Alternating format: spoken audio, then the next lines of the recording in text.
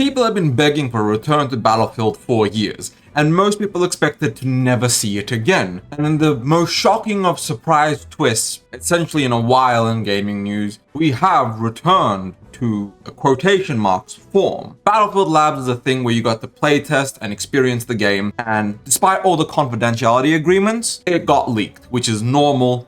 Happens all the time. And the leaks were essentially all positive, from gameplay and gunplay, to the maps, to the design, to the absolute destruction being showcased on the battlefield. For example, right here you have tanks and destruction in a new battlefield, and you can see the tank quite literally tearing through a building and causing it to collapse. Now that's a bit unrealistic, but that's just one segment. Seeing the pole being destroyed and just seeing the gunplay, again, as you can see, it's a bit janky, but it's still genuinely phenomenal looking. And then in another post, you can quite literally see the RPG destroying a building and seeing how it collapses into itself. Now I mentioned this as well, but you can now see it.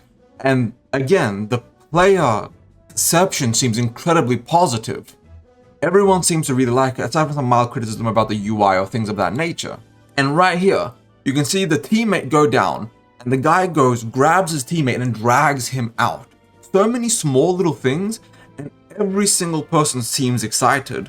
This comment just cracks me up. Finally, I won't be revived in front of a firing LMG, which is valid. And then you have a poster saying, they took everything we hate about Battlefield 2042 to heart, and this game looks good. Peak theme music is back, real army soldiers, scoreboard, looks like Battlefield 3 and 4. They're cooking.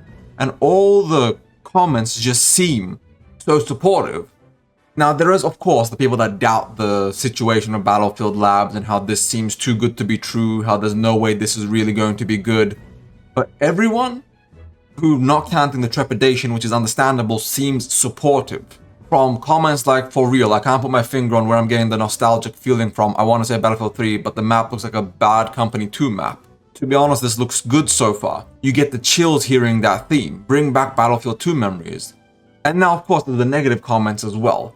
So everyone is excited, but trepidation is key here, and everyone should feel the exact same. Do not pre-order this game no matter how good it looks, because if you pre-order, you're rewarding bad behaviors. Wait for the game to launch and be amazing, and then we can let the praise train go through the roof. But until they launch an amazing Battlefield, no matter how amazing it is, keep just a little bit of trepidation and a little bit of cautious optimism. Do not buy into the hype until the game comes out.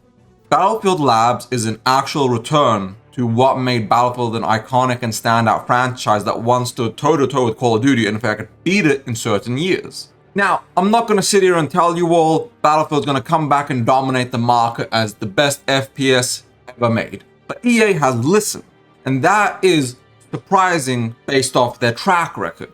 Yet everything we see about Battlefield Labs is just a genuine step in the right direction after all the missteps of Battlefield 2042 and previous games and other IPs. One of the first things I'm going to deep dive into is destruction, and the destruction is back in complete full force. It's not like a little bit of destruction here or there. You can fire a rocket launcher into a building and tear the whole building down. The whole apartment building comes collapsing. Now, I'm not sure if every single building is enterable, just how dynamic the environments are. There's only been about 20-30 minutes of footage being leaked online, hundreds of images, but not as much footage as we'd be able to tell everything based off of that. And these buildings just come tearing, tumbling down.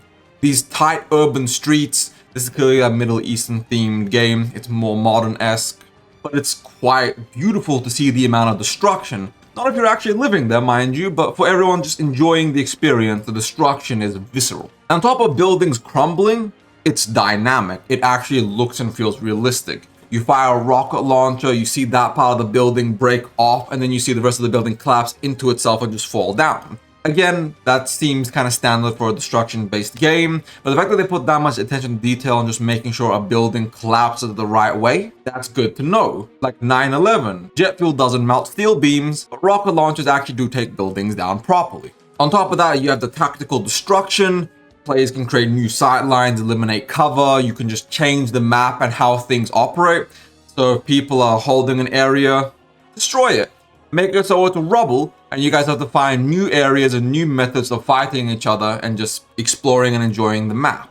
I do want to talk about combat movement as well. Keep in mind limited footage, and I'm not in the Battlefield Labs myself despite applying. Hopefully I do get in, but the combat, the movement, there's a lot of placeholder images and sounds. For example, this purple unrendered plant in the streets of the map called Abbasid, and I'll cover the map later on. But the combat is fluid, the gameplay is fluid, everything looks relatively decent. Now again, most people doing the leaks aren't Battlefield fans, they're not amazing players, they're just people looking for 15 minutes of fame. So most people were just not great at FPS games. So I can't tell exactly how smooth and dynamic and fluid things are, because people that do actually plan on making Battlefield a job or playing it seriously don't want to get their accounts banned or themselves censored or blacklisted. And talking about movement, you also have the gunplay. And the weapons look and feel good. Again, everything here is in quotation marks, feel and look. Until I get my hands on it and until we actually have the released product, everything I say and see is essentially changeable. So even if, in quotation marks, Battlefield Labs is phenomenal, until the game launches, they could straight up fuck the game over by launch and make it a terrible experience. Pardon my crass language. Now, the gunplay itself kind of feels like a blend between Battlefield 3 and Battlefield 4. It feels like people die fast. It takes 2 or 3 shots to the head to just completely take somebody down. It feels like nobody's really invincible or powerful. You feel like a regular human. You get a shot, you'll die, especially if the bullet lands. On top of that, the game mode and the maps look good again. Again, we've only really seen the one, and it's a map called Abbasid. And it's a very dense urban location, multi-level buildings, like again, I don't know exactly how many buildings are enterable. If the whole map is fully open, every apartment building you can enter, every apartment building can collapse. I'm not sure what parts of the map are stable and undestroyable, and what parts are fully destroyable. But if Abbasid is fully, completely destructible and alterable terrain and map, it's going to lead to so many amazing gaming moments. And considering how close quarter it was, and this is just one of many maps, we're probably looking at some very dynamic, very interesting gameplay in the near future.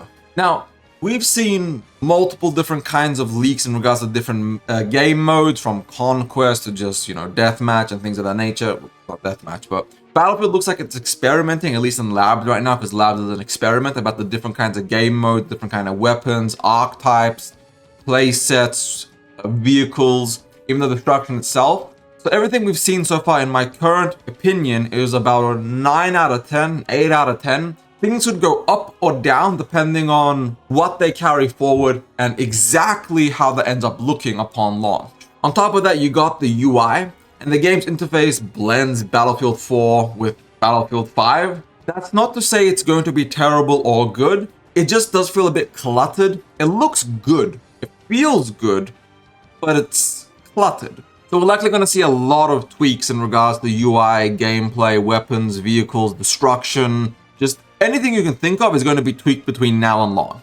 I just hope the fact that they've done this many positives so far is a step in the right direction to the revitalization of the Battlefield franchise and IP. And to top that all off, it's optimized. Server performance, 60Hz ticks, smooth gameplay and gunplay, almost no lag based on the people testing it. And again, this is a test environment, so no lag is rather obvious. So maybe that'll carry forward, maybe it won't, but we'll see. Movement and shooting inputs have been fine-tuned to almost exact precision.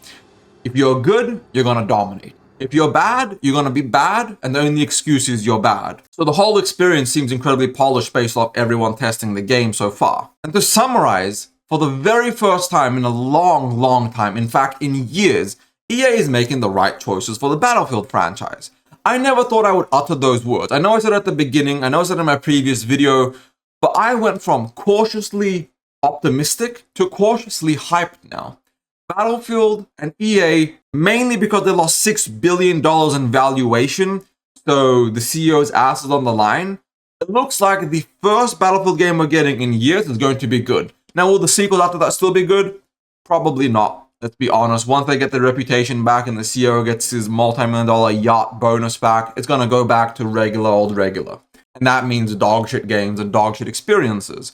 But at least until this launches and gets the reputation and money back, we are all in store for a really good, really solid game experience. And I mentioned this in my previous video, but the person that's running all this is Vince Zampella. He's one of the people that essentially made Call of Duty what it is. And the fact that he's not only doing Apex Legends, he's now doing the entire Battlefield franchise with the multiple studios. EA's got a lot of work ahead of them, but as of now, you wouldn't be wrong to say you can be excited. You're allowed to be excited because it looks like they have listened. I can't wait to find out more with all of you. So I will see you guys at the next bit of news in regards to this, as well as other gaming news in general. So thank you all for watching. If you like this video, like and subscribe. If you hated it, understandable. Dislike and subscribe so you can hate the next piece of news I cover. Thank you all for watching. Ebonheart out. Peace.